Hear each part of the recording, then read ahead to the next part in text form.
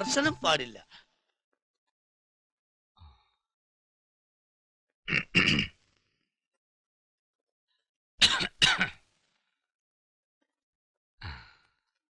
കാത്തിരുന്ന് മുഷിഞ്ഞില്ലേ?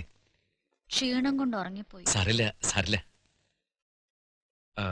ഞാൻ വൈകി പോയത് കരീംകയും ചന്ദ്രേട്ടനും കൂടി വെള്ളം അടിച്ച് ബഹളം ഉണ്ടാക്കിയവരെ വഴക്ക് പറയായിരുന്നേ. ഞങ്ങള് റോഡിൽ വെച്ചിട്ട്. കുടിക്കുന്ന ഒരു ഫ്രണ്ട്സ് എനിക്കില്ല, കാരണം ഞാൻ കുടിക്കില്ലേ. ഒരു പെരുമഴ പെയ്ത് തീർന്ന പോലെ തോന്നുക. എത്ര മാസങ്ങൾ, എത്ര പെൺകുട്ടികൾ. എന്ത് കാര്യം? പഴയ ആളുകൾ പറഞ്ഞത് എത്ര ശരിയാ. വിവാഹം സ്വർഗത്തിൽ വെച്ച് നടക്കണമെന്ന്. എനിക്ക് വേണ്ടി ദൈവം കണ്ടുവച്ച പെണ്ണിനെയല്ലേ എനിക്ക് കിട്ടാൻ ഒക്കൂ. സത്യം പറഞ്ഞ ദൈവത്തിന് എന്തൊക്കെ ജോലിയല്ലേ. മനുഷ്യനെ സൃഷ്ടിക്കണം, അവന് ഭക്ഷണം കൊടുക്കണം, ജോലി ഏർപ്പാടാക്കണം, കല്യാണവും നടത്തിച്ചു കൊടുക്കണം. ഈ കല്യാണ ബ്രോക്കർമാർക്ക് കാശ് കൊടുക്കേണ്ട കാര്യമേ ഇല്ല. അടിസ്ഥാനപരമായി ദൈവം തന്നെയല്ലേ കല്യാണ ബ്രോക്കർ. ഇപ്പോഴാണ് എനിക്ക് എല്ലാം മനസ്സിലാകുന്നത്. കഴിഞ്ഞ 2 വർഷത്തിലേറെയായി കറങ്ങി നടന്ന് ഞാൻ കണ്ട ഒരു പെൺകുട്ടിയെ എനിക്കിഷ്ടായില്ല. ഒരു പക്ഷേ പ്രിയേക്കാൾ സുന്ദരികളായ എത്രയോ പെൺകുട്ടികളെ കൂട്ടത്തിലുണ്ടായിരുന്നിരിക്കാം. പക്ഷെ അവരാരും എന്റെ ഹൃദയത്തിന്റെ വാതിൽ തുറന്നില്ല. എന്നാലോ ഷോപ്പിംഗ് കോംപ്ലക്സിൽ വെച്ച് ആദ്യമായി കണ്ട നിമിഷം തന്നെ എന്റെ മനസ്സെന്നോട് പറഞ്ഞു, ദീപു, ഇതാണ് നിന്റെ പെണ്ണ്, കണ്ടോളൂ, കണ്ണു നിറയെ കണ്ടോളൂ. പിന്നങ്ങോട്ട് പ്രാർത്ഥനയായിരുന്നു, എന്തെങ്കിലും കാരണങ്ങൾ കൊണ്ട് ഇത് നടക്കാതെ പോരുതെന്ന്. എന്റെ സംഭാഷണം കുറച്ച് കൂടുന്നുണ്ടല്ലേ, ക്ഷമിച്ചുകള. സംസാരിച്ചു തുടങ്ങിയപ്പോ ബ്രേക്ക് പോയതാ. ക്ഷീണം മാറിയും എഴുന്നേറ്റിരിക്കെ, എന്നിട്ട് കുറച്ചു നേരം പ്രിയ സംസാരിക്കെ, ഞാൻ കേട്ടിരിക്കാം.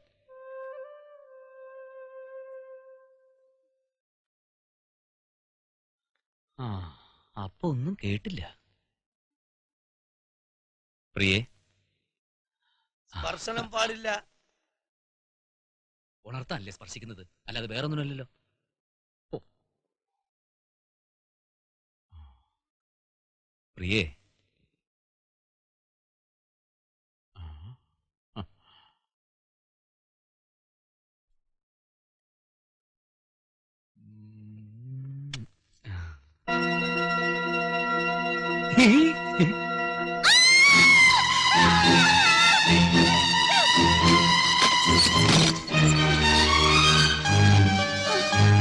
എന്താ എന്താ മോളെ?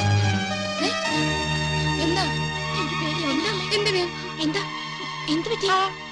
എന്താ? ഏയ് ഒന്നുമില്ലെന്നേ. സ്വന്തം വീട്ടിൽ നിന്ന് ആദ്യമായിട്ട് മാറി താമസിക്കുന്നതല്ലേ, അതിന്റെയാ. മോൾ അങ്ങോട്ടിരിക്കെ. എന്തു പറ്റി? ഏയ് ഒന്നുമില്ലെന്നേ, നിങ്ങൾ പൊയ്ക്കോ. എന്തുണ്ടായി? ഒന്നുമില്ല, നിങ്ങൾ പൊയ്ക്കോ. മോള് പേടിച്ചു പോയോ? കൊറേ നാളായില്ലേ കല്യാണം എന്ന് പറഞ്ഞ് നടക്കാൻ തുടങ്ങിയിട്ട്. ചിലപ്പോ അവന്റെ നിയന്ത്രണം വിട്ടുപോയി കാണും. നാണക്കടായി. ഞാൻ പോയി അവനൊന്ന് കണ്ടിട്ട് വരാം. ദീപു, അവിടെ നിക്ക്. എന്താ ഉണ്ടായത്? അത് വിജയേട്ടൻ, ഞാന് പിന്നെ അമ്മയും അറിഞ്ഞു, എല്ലാരും അറിഞ്ഞു. കുറച്ചൊക്കെ കൺട്രോൾ വേണ്ടേ? അയ്യോ വിജയേട്ട, അതിന് ഞാനും സാരമില്ല, but don't repeat it, okay? അല്ല, അത്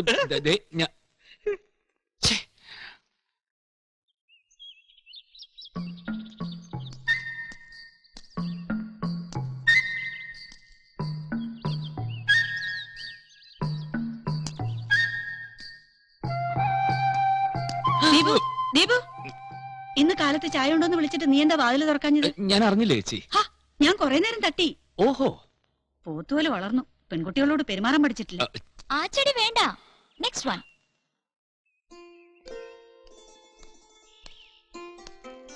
രമ്യമോള, അതല്ല അടുത്തത്.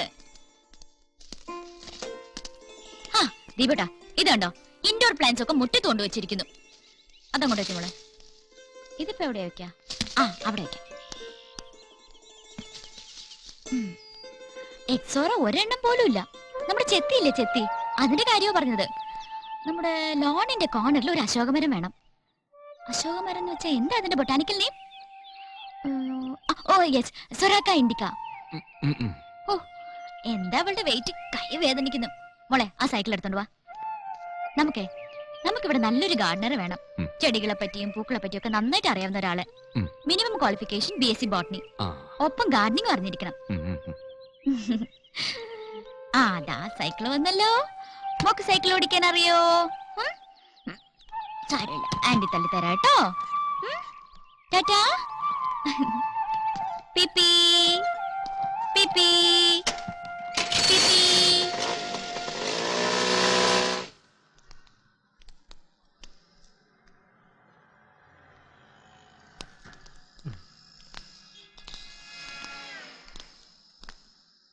കൊച്ചു കള്ള ഇവിടെ ഒളിച്ചിരിക്കല്ലേ?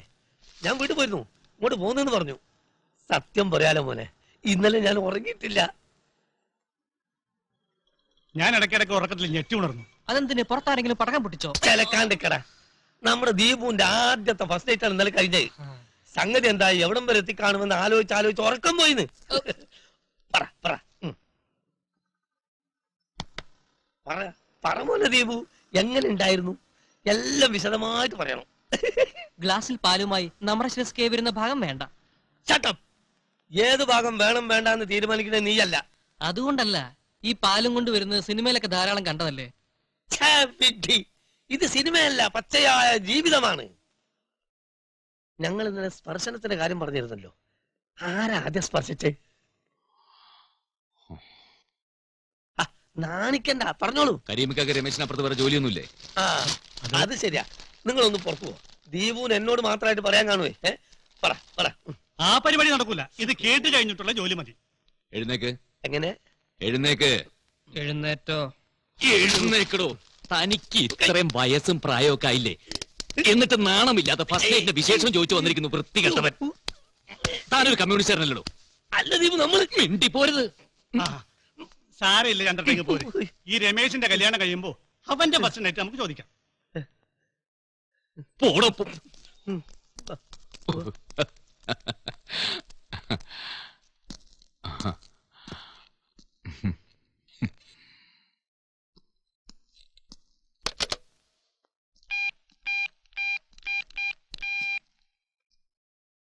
ഹലോ, രമ്യമോള, പ്രിയ ആന്റിക്ക് കൊടുക്കുവോ? ആ ആന്റി ഇതാ ഫോൺ.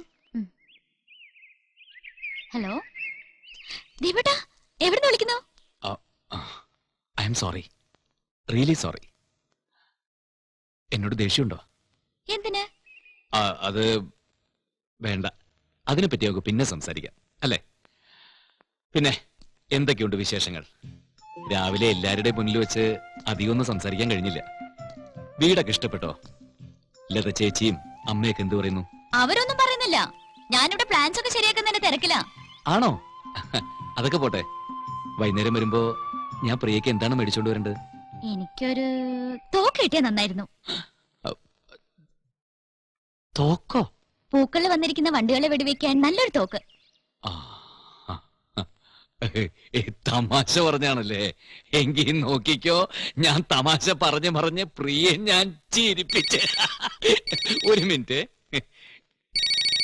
എനിക്കിതാ വേറെ ഫോൺ വന്നിരിക്കുന്നു. ഞാൻ പിന്നെ വിളിക്കാം. ഹലോ,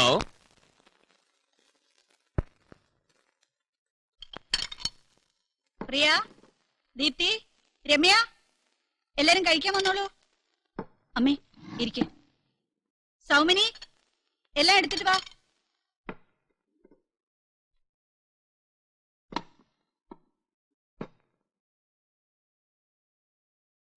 ദീപേട്ടൻ എപ്പോ വന്നു? ഇപ്പൊ വന്നോളൂ. നല്ല വിശപ്പ്, നമുക്ക് എന്തെങ്കിലും കഴിക്കാം. ആ. ഇന്ന് ഞാൻ സെർവ് ചെയ്തോളാം. വേണ്ട, പ്രിയ ചേച്ചി ഇരുന്നോളൂ.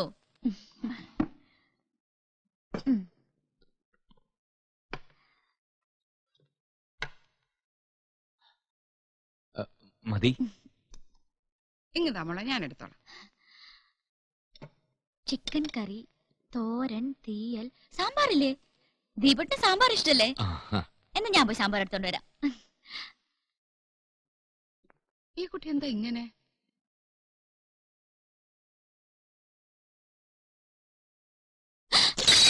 അയ്യോ, കാലേ വീണോ? അവിടുന്ന് അനങ്ങണ്ട, കുപ്പിച്ചില്ലേ ഉള്ളൂ. സൗമിനി, ആ തുടയ്ക്കാനുള്ള തുണി എടുത്തോണ്ട് വന്നേ. എന്തിനാ മോൾ ഇതൊക്കെ ചെയ്യാൻ പോയത്? ഇങ്ങോട്ട് മാറി നിക്ക്. ഇങ്ങോട്ട് ഇങ്ങോട്ട്.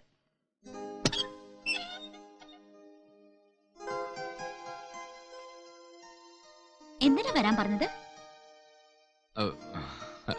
ചേച്ചി പറഞ്ഞു ദീപോട്ടെ എന്നെ വിളിക്കുന്നെന്ന്. ആ ചേച്ചി ഈ പാല എന്നയച്ചത്. ഇത് ഞാൻ കുടിക്കട്ടെ?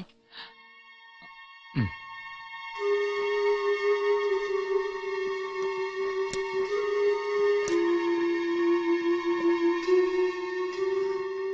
മധുരം തീരെയില്ല.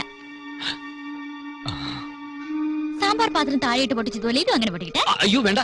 ഇങ്ങ് തരുന്നേ. ഏയ് എന്ത് രസമായിരുന്നല്ലോ ദീപോട്ട.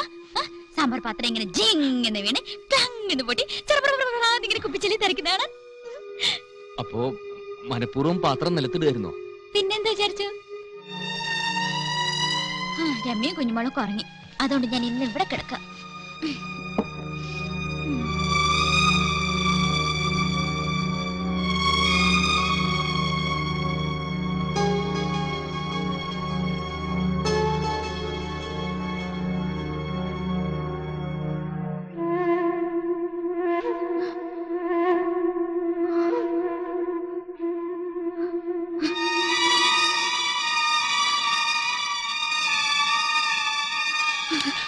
ദിബേട്ടാ,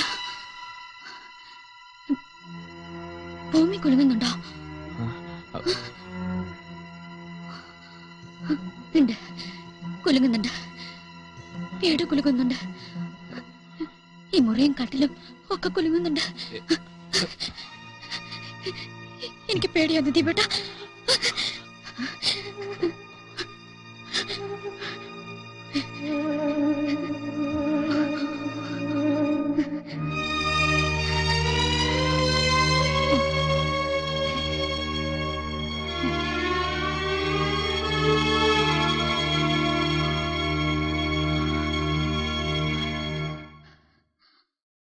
നിന്നോ,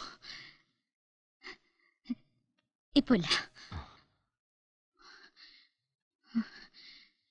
ഇനിയും കുലുക്കുണ്ടായ എനിക്ക് ആപത്തൊന്നും വരാതെ നോക്കണേ ദീപോട്ട. ഞാൻ ഉറങ്ങട്ടെ.